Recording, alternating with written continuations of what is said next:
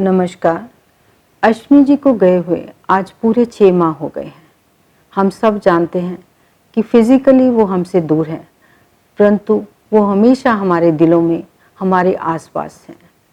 उनके जाने के बाद एक बहुत बड़ा शून्य पैदा हो गया है, जिसकी भरपाई करना असंभव ही नहीं, मुश्किल है।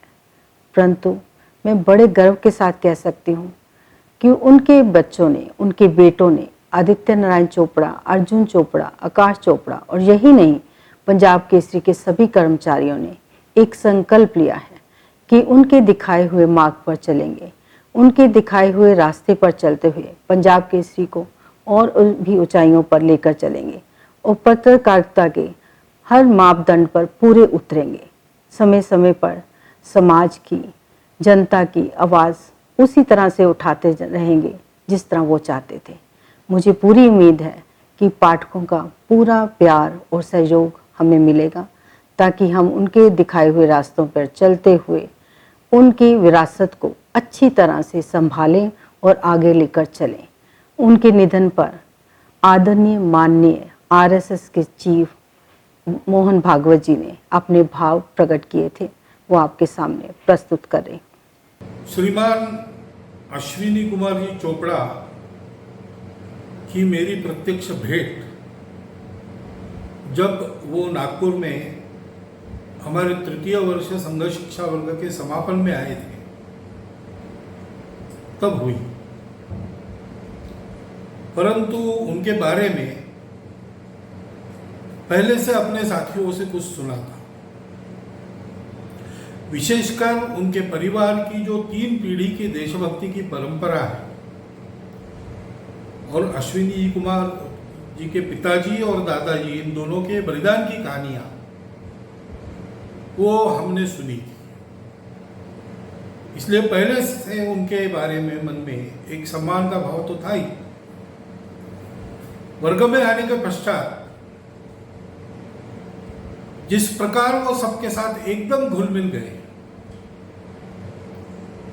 इतनी एक अच्छी परंपरा के समर्थ वाहक इस नाते काम करने के पश्चात, क्योंकि इस परंपरा को उन्होंने भी उसी कड़ाई से चलाया था अपने जीवन से, और एक प्रथितयश पंजाब केसरी जैसे वृत्तपत्र के संपादक, मालक सब कुछ होने के बाद भी सबके साथ घुल मिल जाना, बिना किसी समय का अपव्यय किए, जब से आ गए तब से जैसे वो हमारे शिविर के और निवासियों में से ही एक है, इस प्रकार वो रहे।